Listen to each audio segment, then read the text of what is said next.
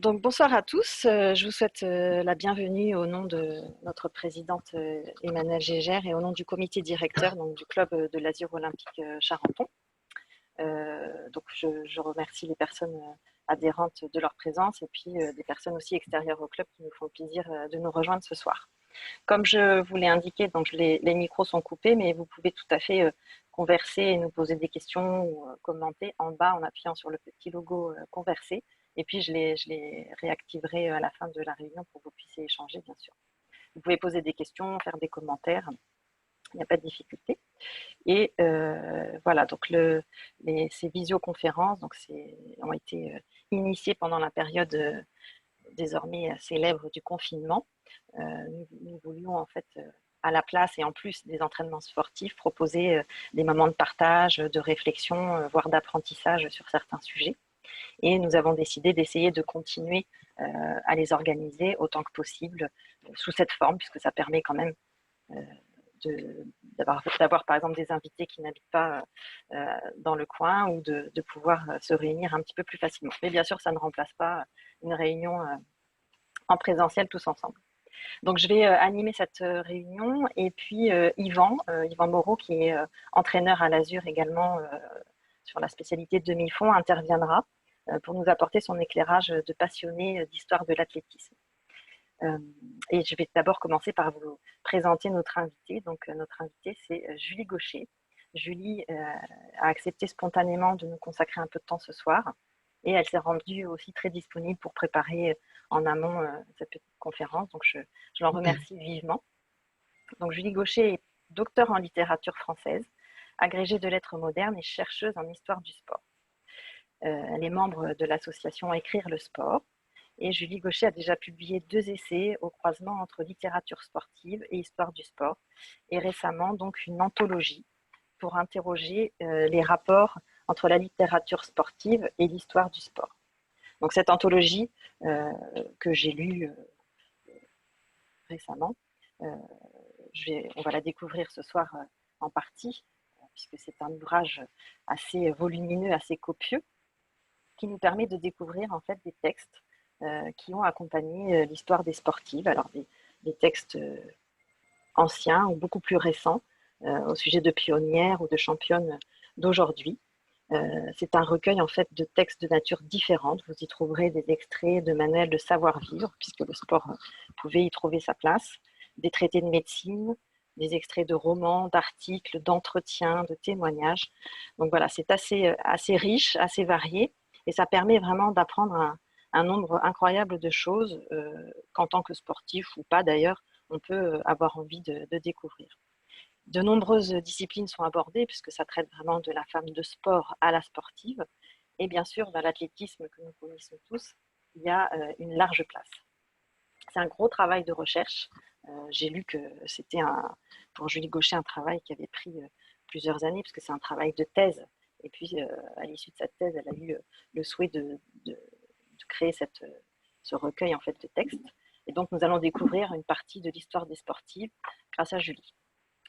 Donc, pourquoi, voilà, avant de commencer, on peut s'interroger sur le choix de ce thème et pourquoi ce soir nous avons décidé de proposer à Julie de nous rejoindre.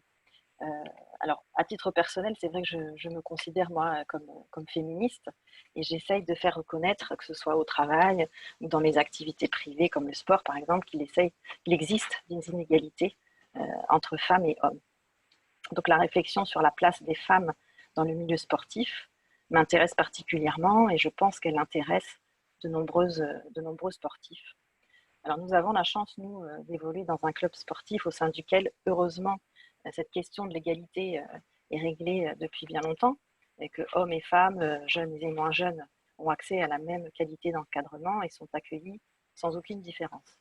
Nous pouvons aussi, bien sûr, nous féliciter d'avoir un encadrement féminin, une présidente, un comité directeur mixte. Mais comme dans de nombreuses organisations, on peut aussi constater encore qu'il y a parfois un équilibre qui reste fragile. Par exemple, à des adolescentes, des jeunes femmes qui délaissent parfois le sport, pas forcément par choix. D'autres qui doivent faire des choix entre leur vie privée ou leur vie professionnelle et l'activité sportive. d'autres qui peuvent craindre parfois de s'engager, qui n'ont pas forcément envie de le faire, ou qui hésitent à s'imposer. Voilà, tout cela interroge, et cette conférence, je pense, va nous offrir l'occasion d'aborder le thème des femmes et du sport de façon tout à fait originale, et de se poser ces questions avec un point de vue historique qui va nous aider à éclairer un petit peu notre réflexion. Donc Julie, je vais vous céder la parole, et voilà, n'hésitez pas les uns et les autres.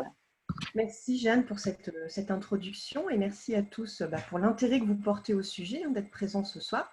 Et alors, j'ai envie de peut-être revenir sur tes remarques par rapport aux femmes qui décrochent, aux jeunes filles qui ont des difficultés, aux inégalités actuelles que nous connaissons encore dans le monde du sport, puisque moi, c'est ce qui m'a intéressée, ce qui m'a poussée à m'intéresser à l'histoire, puisque toutes ces inégalités, finalement, elles ont un socle historique, elles viennent de quelque part. Et comprendre leur histoire nous permet de mieux savoir ce qu'il en est aujourd'hui et pourquoi la situation en est ainsi. Voilà, donc ça, c'est un petit peu pourquoi m'intéresser au sport et aux femmes, parce qu'on est face à des inégalités, et j'avais envie de comprendre d'où elles venaient. Alors, quand on parle du sport et des femmes, on a envie de se poser la question d'abord d'une date. Quand est-ce que les femmes se sont mises à faire du sport? Alors, il faut d'abord savoir, il y a une phrase célèbre qui dit que le sport était d'abord conçu pour les hommes, par les hommes, pour les hommes, et que les femmes étaient des grandes exclues. Et finalement, les femmes ont pénétré les stades, on va dire au début du XXe siècle, dans les années 10. Auparavant, c'est-à-dire fin 19e, on parlait davantage de femmes de sport plutôt que de sportives, puisque le sport était une distraction d'élite. Donc c'était les femmes de la haute société qui pratiquaient, en dehors de toute logique compétitive, en dehors de toute logique performative, et le but était simplement d'afficher une distinction sociale. Donc on allait à la chasse à courre, on pratiquait le tennis, le lawn tennis au cours de garden party. C'était un élément de sociabilité moderne qui montrait qu'on était à la page et qu'on appartenait à cette société puisqu'on en maîtrisait les codes corporels par le sport. Pour que les sportives aient envie de pénétrer par les stades, ça a donc passé par on est sorti d'une classe sociale pour une plus grande extension, et les premiers clubs parisiens vont apparaître en 1912. Donc il faut savoir que d'abord les premières sportives, ce sont des Parisiennes. C'est une pratique urbaine, une pratique, alors non pas de classe populaire véritablement, mais on va dire de classe moyenne, bourgeoise, et elles vont pratiquer d'abord des sports qui vont être tolérés. On a tous entendu parler de Suzanne Lenglen qui va montrer cette voie ouverte. La natation, alors ça peut paraître étrange aux profanes, puisqu'on se dit finalement que la natation est relativement dénudée. Bon, après, il faut voir les tenues de l'époque. Les maillots de bain en laine noire qu'on portait pour une pratique compétitive n'étaient pas forcément les mieux adaptés, mais en tout cas, ils étaient le plus couvrants possible. Ils arrivaient au-dessus des genoux pour justement conserver ce souci de pudeur. La natation, donc le patinage, le golf, et tout naturellement, ce sont ces pratiques-là qui vont être les premières à intégrer les Jeux Olympiques, d'abord sous la forme de démonstration, c'est-à-dire sans médaille, et puis progressivement avec quelques petites épreuves, d'abord un 100 mètres natation, il va y avoir le relais qui va être introduit, etc. Ce sont des pratiques qui ne remettent pas en cause, en quelque sorte, l'image que l'on a de l'éternel féminin, de la femme, le statut que la femme doit occuper d'un point de vue traditionnel. La joueuse de tennis, on aime l'imaginer en double avec son partenaire. Jeanne, tu évoquais les manuels de morale. C'est très amusant de voir que dans les manuels de morale, justement, il est dit que le partenaire de tennis doit se précipiter sur les balles les plus difficiles pour que sa partenaire femme n'ait pas trop à courir. La natation, parce qu'on a cette image de la naïade aussi très, très marquée. Il y a des premières nageuses qui vont se faire remarquer, notamment avec la traversée de Paris à la nage. J'en reviens à nos athlètes. Les premiers clubs naissent en 1912. Elles vont être, les premières athlètes vont être l'objet de nombreuses condamnations. D'abord, les condamnations pour des soucis de pudeur. Il est fréquent de voir dans les journaux, dans les manuels de morale, et puis dans le discours un petit peu commun, que les femmes ne devraient pas s'exposer, puisque quand on pratique, on doit pratiquer avec les jambes nues et que toute compétition, toute rencontre sportive devrait se faire uniquement à huis clos. Voilà. Autre condamnation qui est lancée aux sportives, elle est médicale. On va trouver, sous couvert d'arguments médicaux, scientifiques, avec cette aura de la science, hein, toute une série de prescriptions, de proscriptions adressées au corps des femmes. C'est Philippe Tissier, je crois, qui parlait d'un utérus baladeur. Et vous savez tous d'où vient le mot hystérie, hein, c'est un problème de l'utérus. Et donc, les femmes ont été longtemps interdites de vélo ou mal vues quand elles pratiquaient la bicyclette, puisque d'un point de vue très scientifique, on explique que ça engendre un mouvement trop important au niveau de leur utérus, que l'utérus se met à se balader trop violemment dans le corps, et donc le risque, c'est la crise d'hystérie. Morale. Et puis, bien sûr, la religion va prendre sa part de condamnation sur ce terrain-là. Voilà. Et puis, bien sûr, on va trouver des misogynes de tous bords, dont on parle souvent de Pierre de Coubertin, restaurateur des Jeux Olympiques, hein, il est bien connu, un peu moins pour son caractère, on va dire, raciste et profondément sexiste. Et pour Pierre de Coubertin, il était inadmissible qu'une femme pénètre dans un stade. Elle n'avait absolument rien à faire aux Jeux Olympiques. En 1912, il considère qu'une Olympiade féminine serait inesthétique, incorrecte, impratique. En tout cas, la femme, si elle rentre dans le stade, c'est pour couronner les vainqueurs et ça doit s'en tenir là. Donc, pendant la Première Guerre mondiale, les femmes ont un peu les coudes libres pour pouvoir pénétrer dans les stades puisqu'ils ne sont plus occupés par les hommes. Et on a des premières réunions d'athlétisme. Alors, j'avais relevé la date de 1915, première réunion d'athlétisme, premier cross, toujours en région parisienne, hein, en 1918, voilà, où ça se joue entre femmes. Il y a une grosse couverture médiatique hein, pour voir ce qui s'y fait. Et les femmes s'instituent en club, donc en club à part, puisqu'elles ne sont pas intégrées dans les clubs masculins. Alors, c'est intéressant de faire le parallèle avec la natation, puisque les premières nageuses ont été intégrées dans des sessions féminines au sein de clubs masculins. Il y a eu aussi des créations comme les Mouettes de Paris, hein, les Mouettes de Lyon, mais il y a certains clubs masculins qui les ont intégrés. Ce n'est pas le cas pour l'athlétisme. Donc, il y a eu cette organisation, cette institutionnalisation à part, et on sait tous l'importance d'avoir un club, d'avoir une association pour pouvoir pratiquer. J'avais envie de vous parler d'un personnage important qui peut passer à la postérité, qui s'appelle Alice Mia, alors qu'elle est essentielle pour le développement du sport féminin, puisqu'elle est à l'origine de la Fédération des sociétés féminines et sportives de France. Pour faire simple, en 1917, les quelques clubs de sport féminins existants doivent s'organiser, se structurer pour pouvoir avoir des compétitions officielles. Elles sont refusées, ces femmes, au sein de l'USFSA, qui est la grande fédération masculine de l'époque. Donc, elles se créent sous l'initiative de certaines personnes, dont Alice Mia, qui prendra très rapidement derrière la présidence, une fédération pour pouvoir justement organiser des compétitions. Ce qui est intéressant avec la figure d'Alice Mia, c'est que ce petit cénacle, d'abord parisien, c'est vraiment une volonté d'Alice Mia, va chercher à essaimer à travers le territoire français. Et donc, on va porter, notamment au niveau des équipes de foot, les équipes parisiennes vont partir dans les régions pour montrer que les femmes peuvent jouer au foot, peuvent s'entraîner. Et puis, il va y avoir donc cet essaimage au niveau national, mais aussi une organisation au niveau international, puisque c'est Alice Mia qui va être aussi à l'origine de la fédération, je ne sais plus en quelle année c'est, excusez-moi, je retrouverai, excusez-moi, je ne l'ai pas sous les yeux, de la Fédération sportive internationale. Donc, c'est intéressant de se rendre compte quand même qu'à échelle internationale, c'est une Française, c'est une femme française qui a organisé le sport féminin. Dès 1919, Alice Mia réclame à Pierre de Coubertin le droit de pénétrer aux Jeux Olympiques, d'avoir des épreuves comme les nageuses en ont finalement, au sein des Jeux Olympiques. Elle fait des premières démarches dès 1919. Donc, les portes lui sont fermées, hein, elle revient à la charge à plusieurs reprises. Et face au refus de l'institution olympique, elle crée en 1922 ces Jeux olympiques féminins à Paris, au stade Pershing, un stade qui avait été créé pour les Jeux interalliés en 1919 pour la démobilisation des soldats qui avaient participé à la Première Guerre mondiale. C'est intéressant puisqu'il n'y a vraiment pas une volonté à la base de s'instituer à part, mais c'est face au refus des hommes, des instances masculines, que les femmes ont été obligées de s'organiser pour créer leur propre pratique. Donc ces jeux connaissent un véritable succès.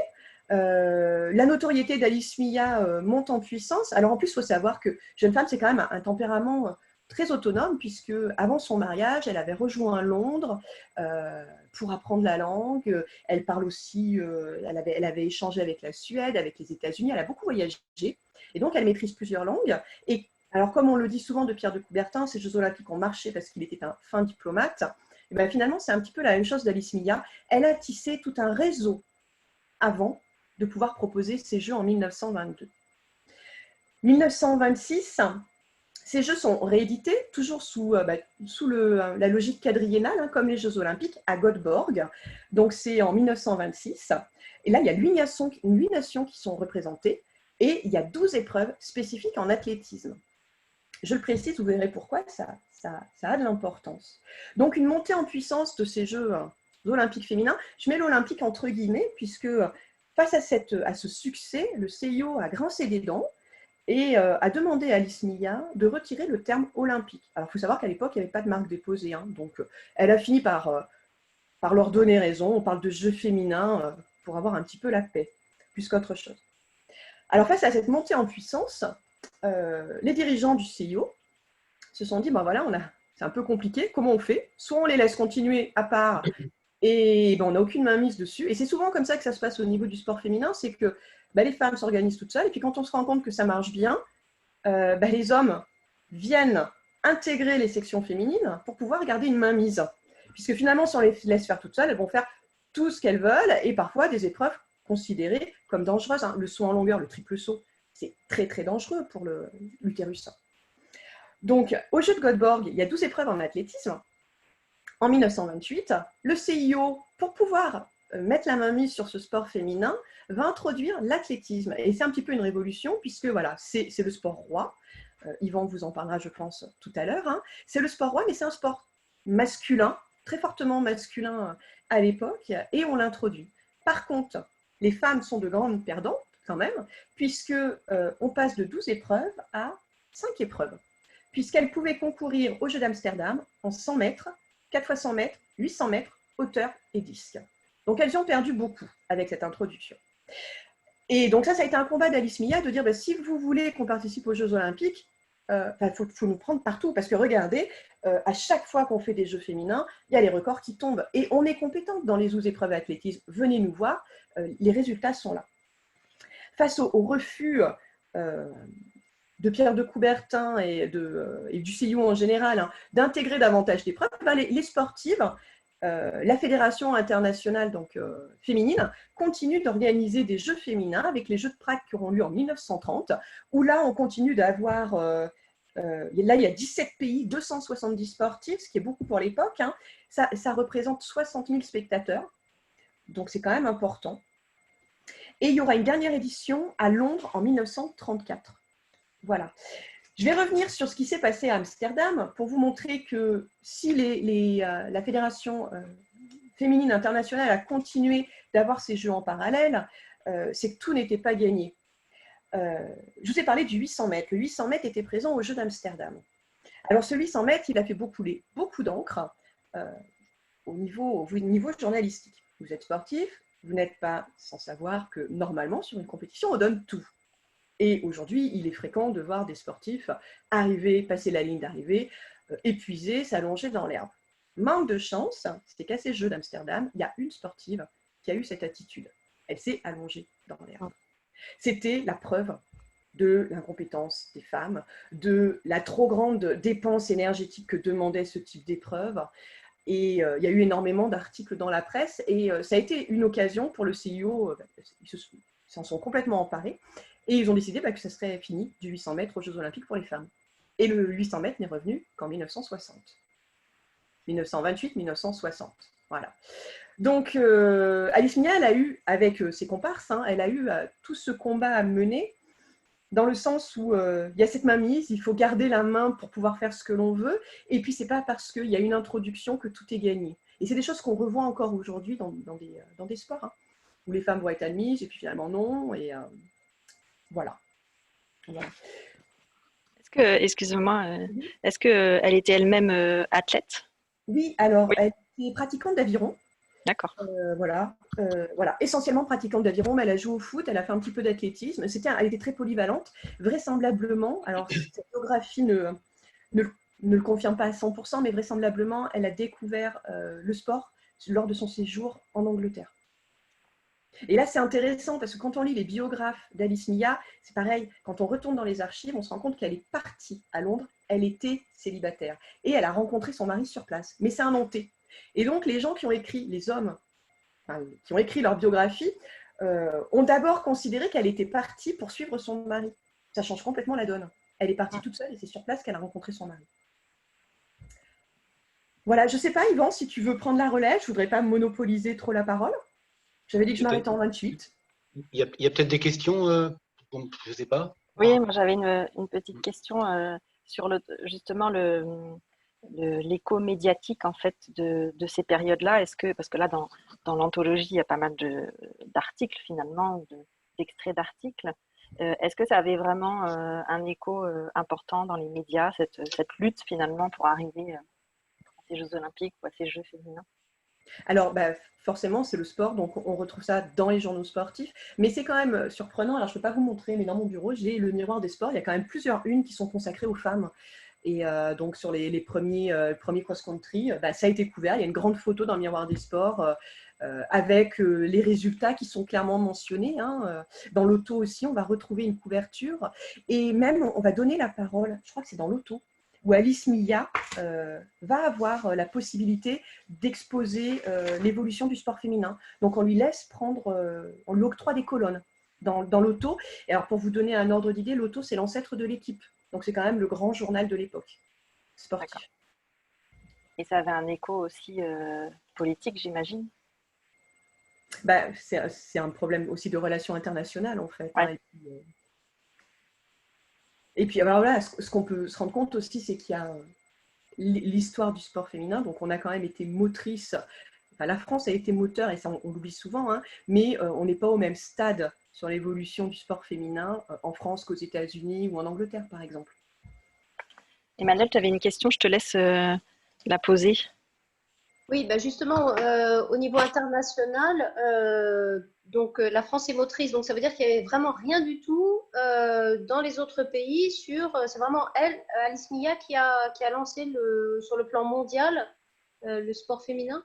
Alors, il y avait des choses, il y avait des clubs de foot en Angleterre, notamment les premières rencontres des Françaises se font avec les Anglaises, il y avait des choses aux États-Unis, mais par contre, il n'y avait pas de structuration. Et on sait bien à quel point il est nécessaire d'avoir une fédération pour avoir des compétitions internationales.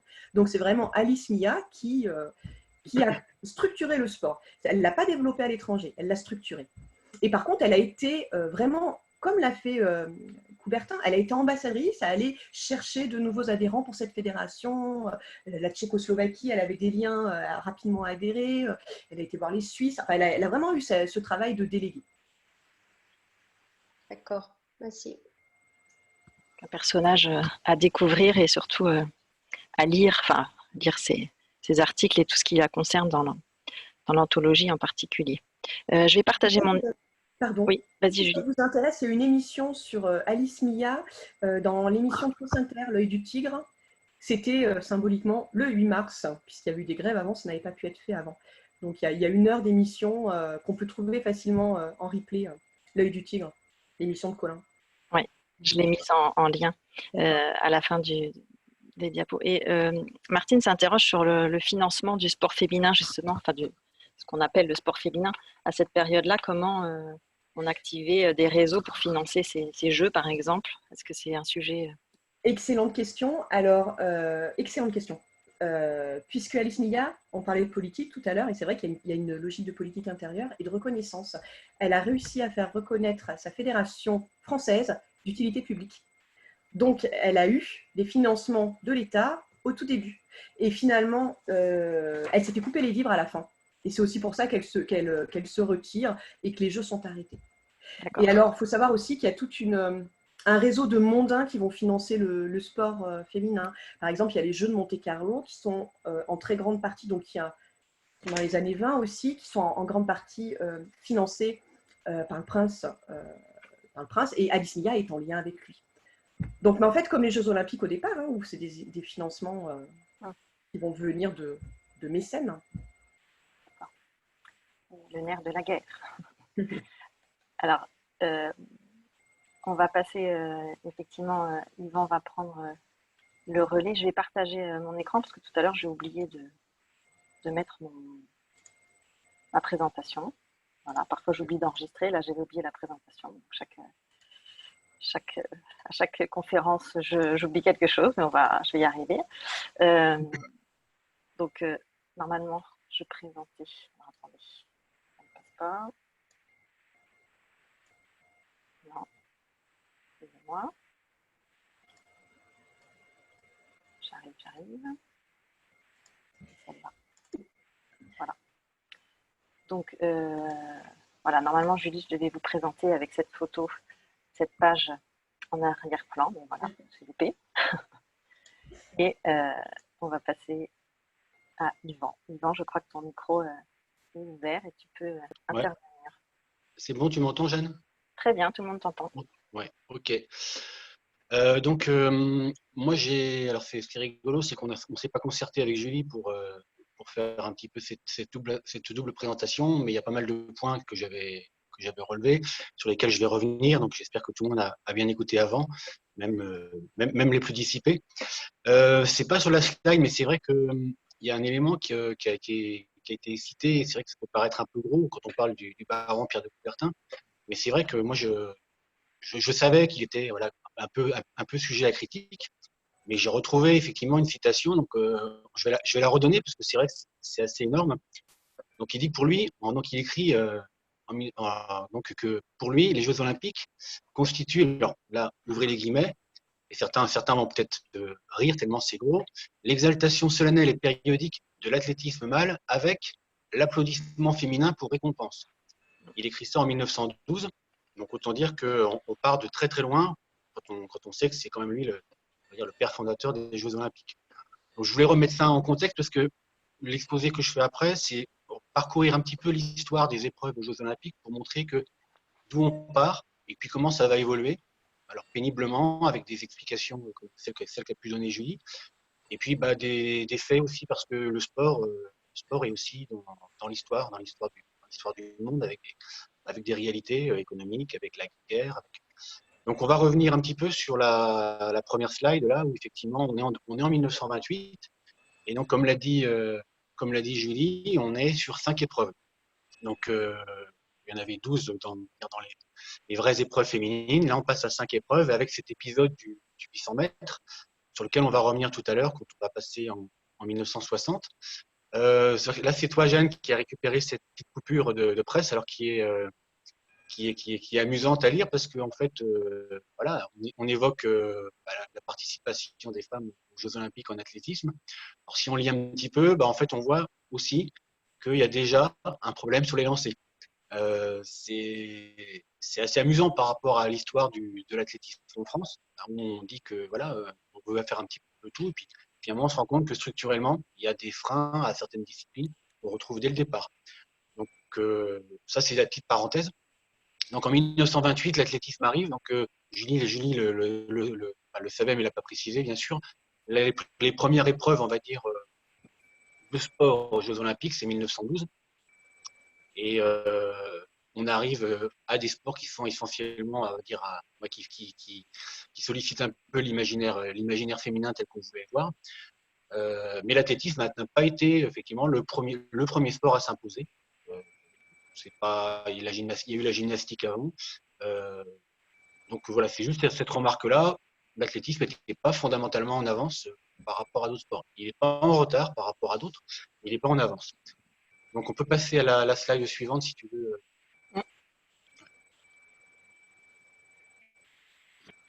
Ok. Donc là après, on va remonter un petit peu l'historique. Donc on se souvient ce que disait Julie tout à l'heure. Donc en 1928, la catastrophe du 800 mètres.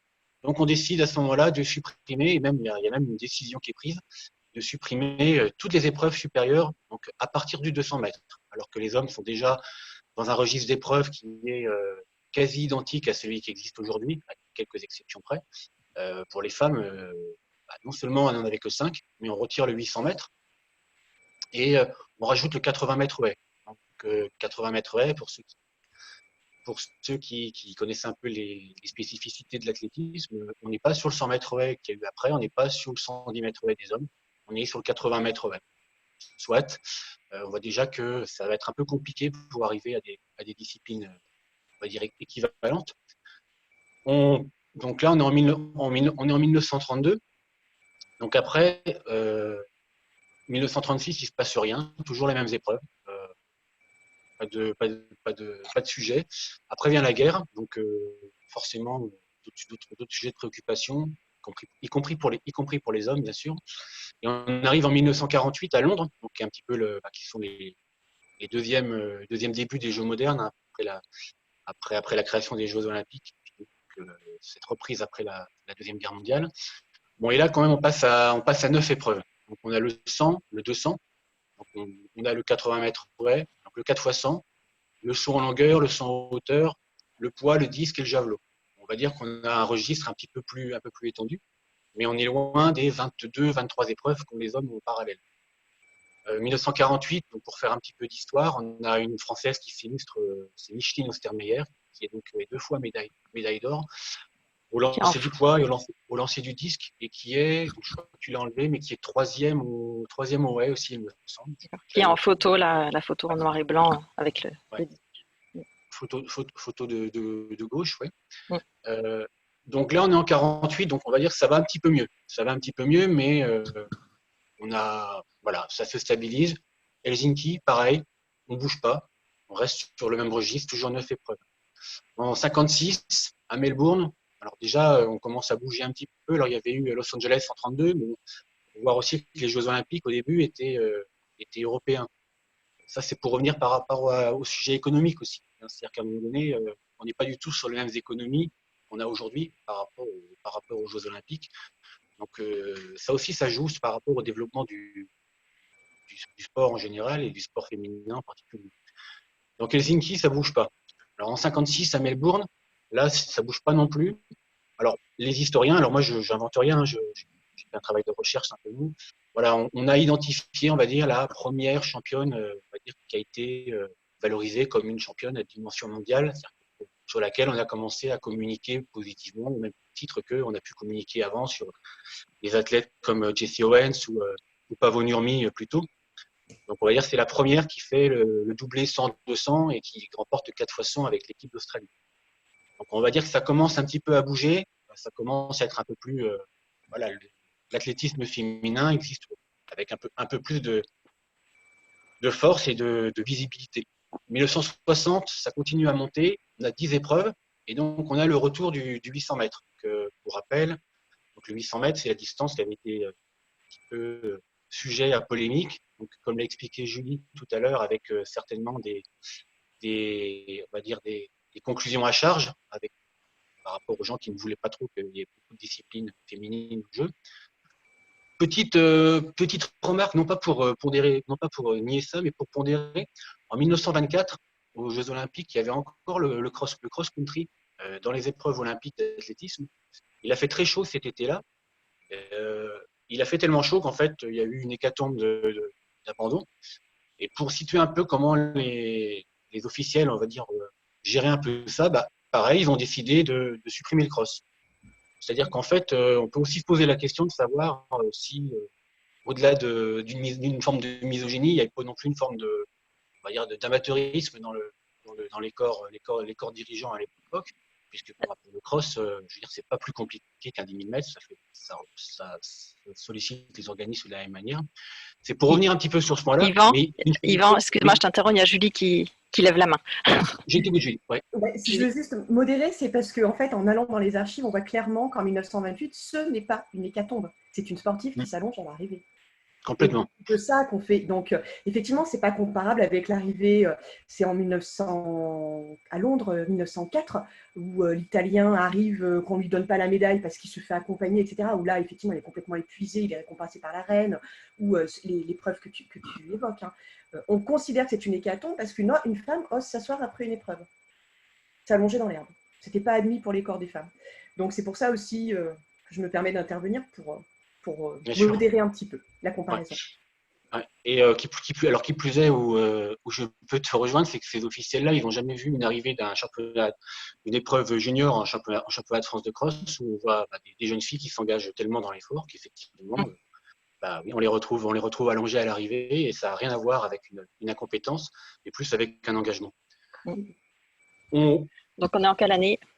Je t'ai Donc coupé. là, on était en 1960. Voilà. Donc on passe en 64, on gagne 2 épreuves. Donc Avec il y a le 400 Marie-Yvonne. qui arrive. Le La 400 photo qui arrive, à droite. Ouais. ouais, et le pentathlon. Alors le 400, c'est pareil. Hein, tout le monde, toutes les personnes qui connaissent un peu l'athlétisme savent que c'est une épreuve qui est très dure. Donc on introduit le 400, mais on n'introduit pas encore des épreuves plus longues qui ne sont pas forcément plus difficiles. Voilà. Donc c'est dire qu'ils y vont vraiment à pas compter. Et le pentathlon qui arrive aussi. Donc les 5 épreuves à l'époque, donc qui n'étaient pas encore l'heptathlon.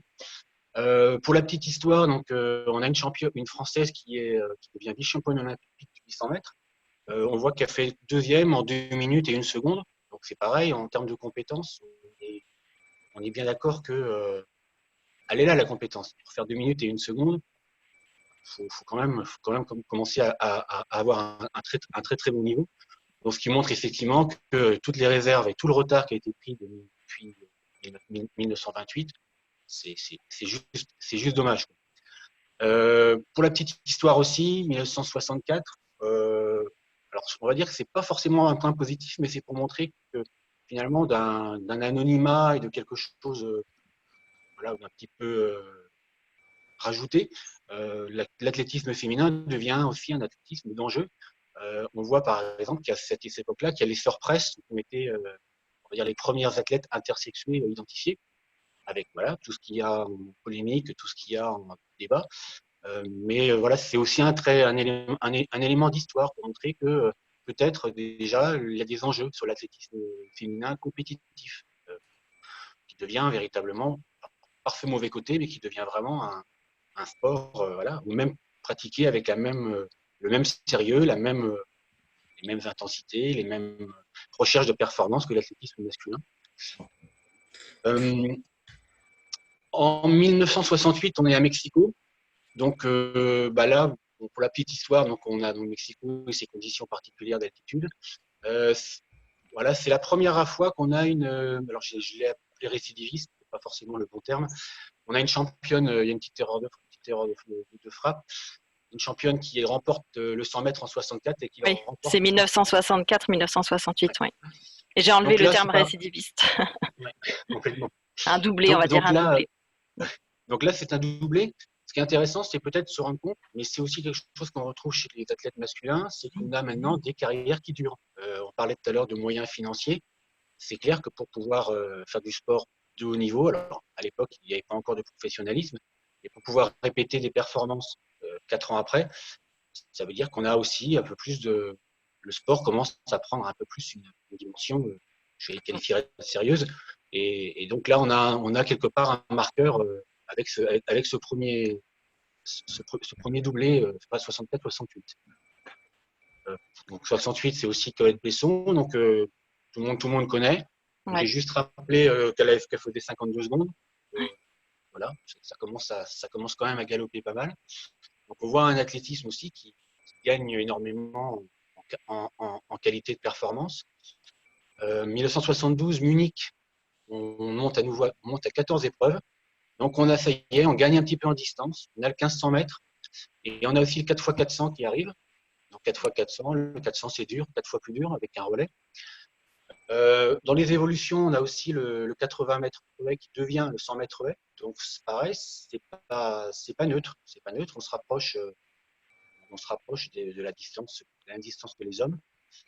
Historiquement, j'ai pas les éléments précis pour vous dire pourquoi on n'est pas monté au 110 mètres relais chez les femmes.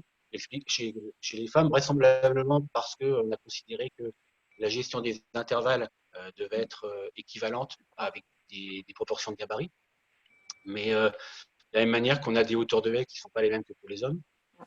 Voilà, c'est apporter un petit peu d'éléments factuels ou à des différenciations qui parfois ont du sens ou pas d'ailleurs, ça dépend un peu de chacun. 1976, 1980, il n'y a pas de changement dans les Jeux Olympiques.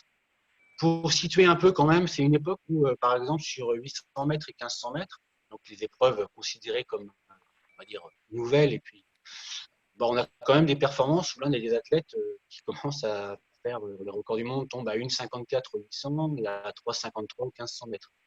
Donc, autant dire que là, on est déjà sur du très, très haut niveau.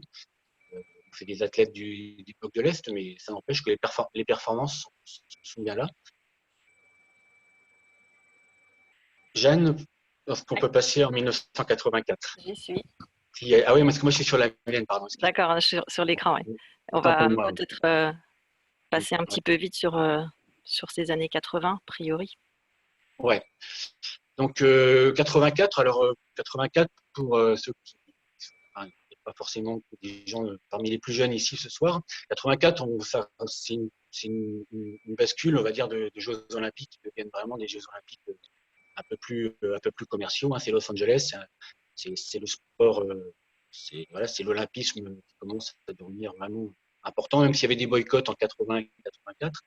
Mais donc là, on monte à 17 épreuves avec donc le marathon, le 400 mètres haies, le 3000 mètres et les pentathlons à la place du pentathlon. Alors, quelques remarques sur ces épreuves. Bon, à l'Azur, on a une bonne culture de la course hors stade. Tout le monde sait ce qui a été difficile pour les femmes pour faire leurs premiers marathons. La première marathonienne identifiée, je crois que c'était à Boston, hein, qui avait dû se grimer en homme avant d'être dénoncée. Ça, c'est début des années 70. 64. Donc, on voit en 84, le ouais. marathon arrive. Et donc, l'histoire bafouille un petit peu.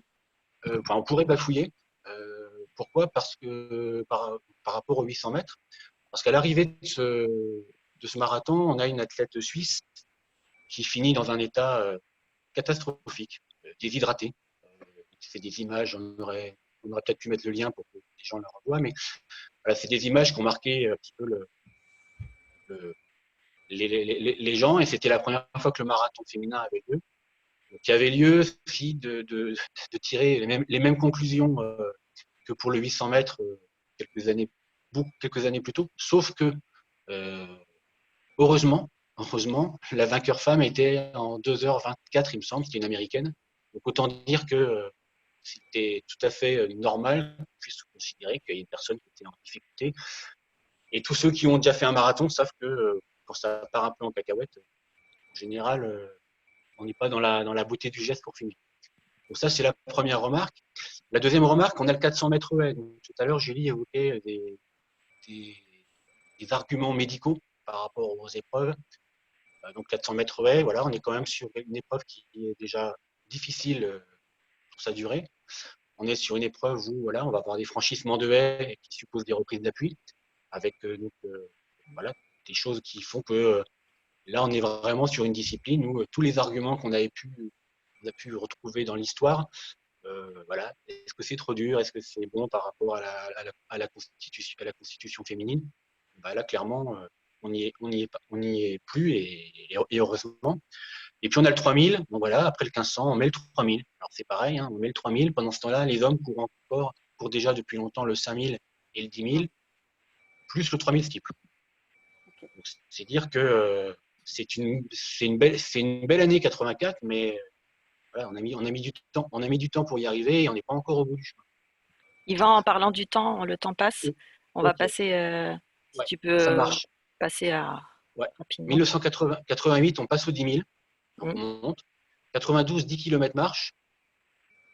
96, on a le triple saut qui arrive. Donc là, triple saut, pareil, épreuve très traumatique. Donc donc voilà, ça y est, on a un petit peu évolué. On a complètement évolué même sur cette discipline. On a le 5000 qui remplace le 3000. Donc, pour un alignement des distances hommes-femmes, les hommes n'ont jamais couru le 3000 aux Jeux Olympiques. 2000, perche et marteau, ça y est, on arrive à 22 épreuves. Pour les hommes, on est à 23, on est à 24 épreuves.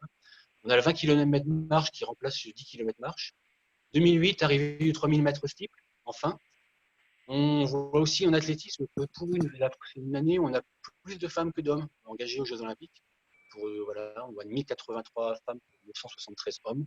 On a quand même quelques éléments de parité qui rejoignent aussi le fait qu'on a de la parité sur les épreuves en elles-mêmes.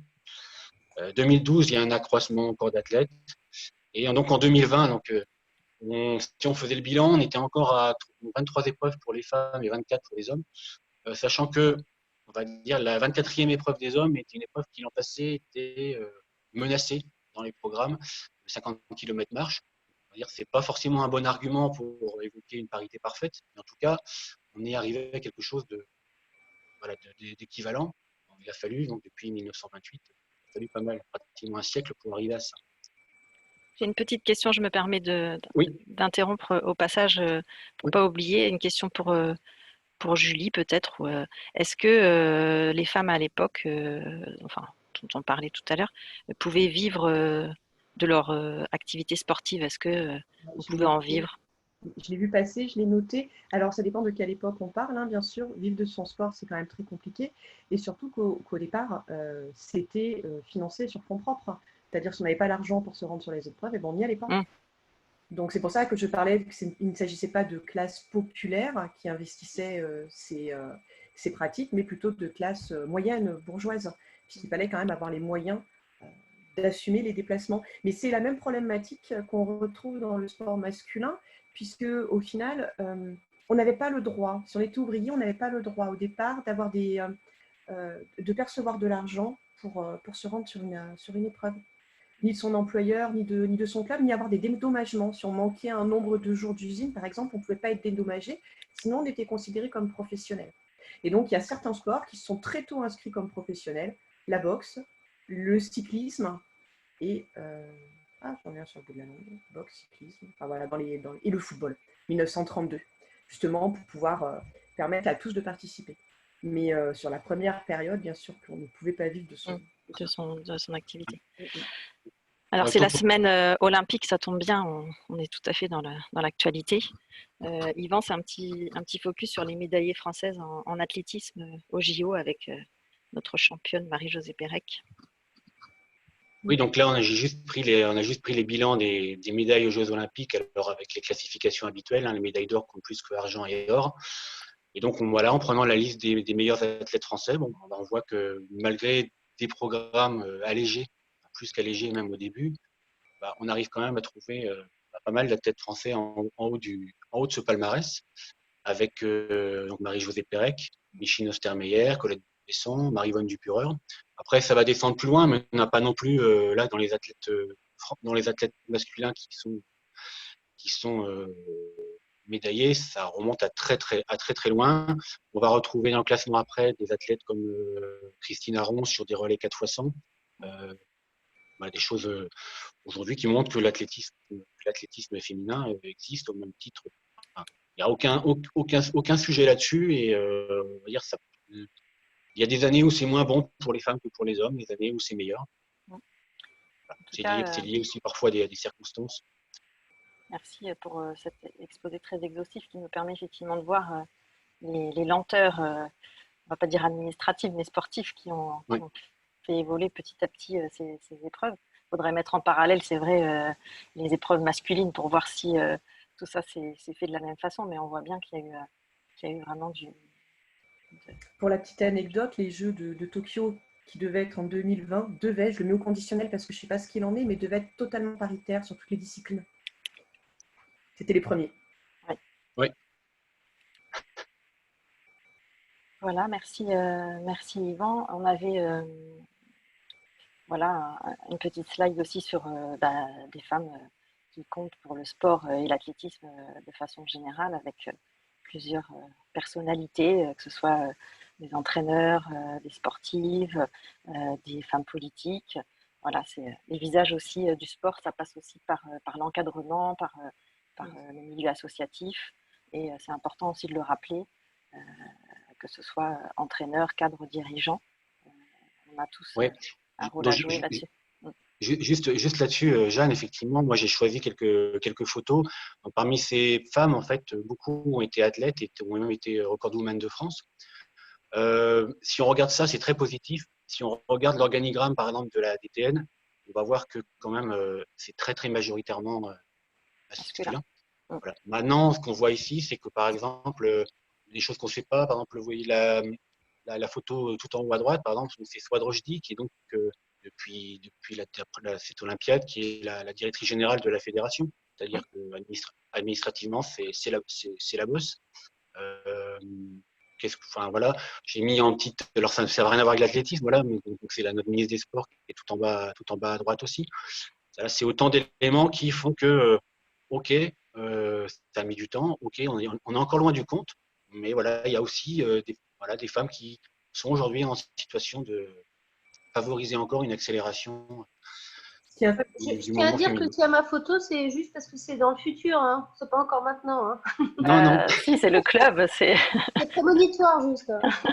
c'est le club, voilà. Ce qui est intéressant, c'est de voir aussi comment l'actualité sportive réactive toutes ces questions-là. Et je pense qu'on a tous été sensibles au discours médiatique autour de la Coupe du Monde féminine l'an dernier en France. Tout à fait, ça a permis. L'augmentation salariale, avec certains reportages au JT de TF1, je ne sais pas si vous l'avez vu, où les stéréotypes sont encore présents. Et donc, c'est intéressant parce que le débat, il est toujours là, il est réactualisé par l'actualité sportive. Tout à fait. Alors, Julie, je crois que vous vouliez nous partager quelques… Oui, alors je m'étais dit que c'était les vacances. Moi, j'aime bien avoir des listes de livres à lire pour les vacances. Et je pensais qu'il y aurait plus de jeunes. Pardon. Ça ne veut pas dire que j'avais des lectures pour les 6-10 ans. Hein. Donc oui, j'avais envie de vous présenter quelques romans, quelques textes qui ont accompagné, qui ont mis en scène les sportives et les athlètes. Ce ne sont que des athlètes. Donc le premier… Allez, je ne bouge pas, vous le voyez. Oui. C'est le premier texte que j'ai trouvé en littérature française qui met en scène une femme athlète. Donc, c'est le personnage principal, elle s'appelle Dominique, avec un Monterland que certains connaissent peut-être par sa série Les Jeunes Filles, qui peut être d'une misogynie effroyable. Et là, donc, c'est intéressant parce qu'il magnifie l'athlète, mais il la magnifie du moment où elle reste athlète. Si elle redevient femme, eh bien, c'est plus compliqué. Donc, si on est athlète, on ne peut pas avoir d'amant, etc. En tout cas, c'est l'un des premiers romans de Monterland. Il s'appelle Le Songe. Il est plus réédité. Par contre, on le trouve assez facilement sur les sites d'occasion. Ensuite, j'avais envie de vous parler, donc pour les plus petits, vous allez peut-être la reconnaître.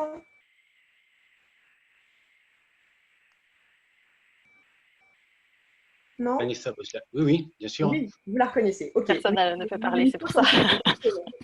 Voilà, donc en fait, Astrid Guillard, qui est escrimeuse, qui a participé aux Jeux Olympiques, qui est aussi hyper active, a eu envie d'écrire des livres pour la jeunesse à thématique sportive, puisqu'elle ne trouvait rien de bonne qualité en fait à offrir à sa nièce.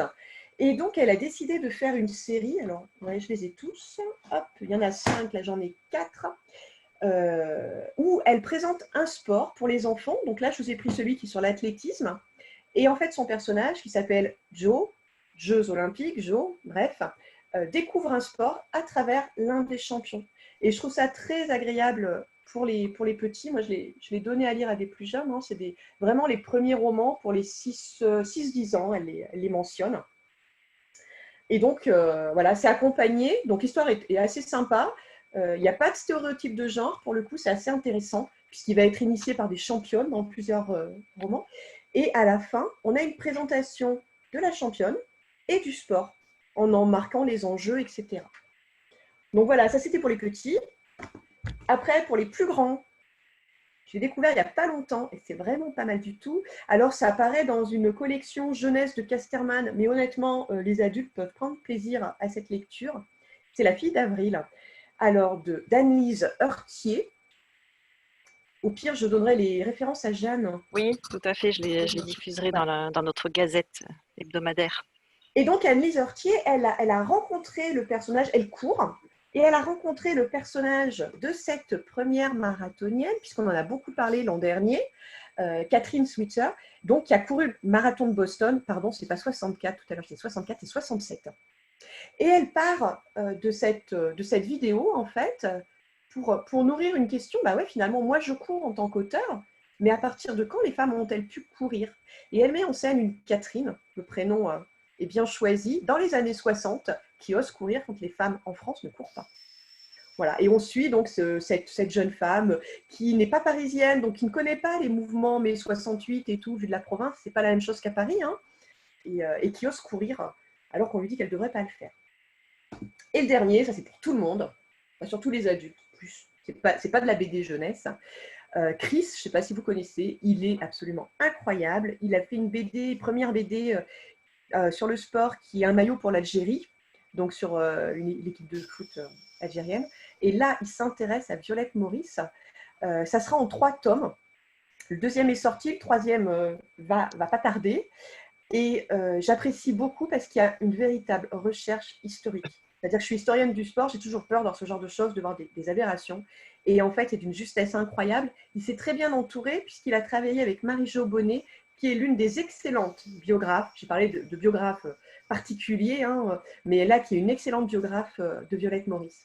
Et pour resituer, Violette Maurice, c'est une personnalité sulfureuse des années 20, sportive touche à tout, puisqu'elle va faire de la boxe, du water-polo, de la natation, elle va courir bien sûr, elle va faire du foot, enfin, tout ce que les femmes ne font pas. Elle va se faire couper les seins pour mieux tenir son volant de voiture pour les courses.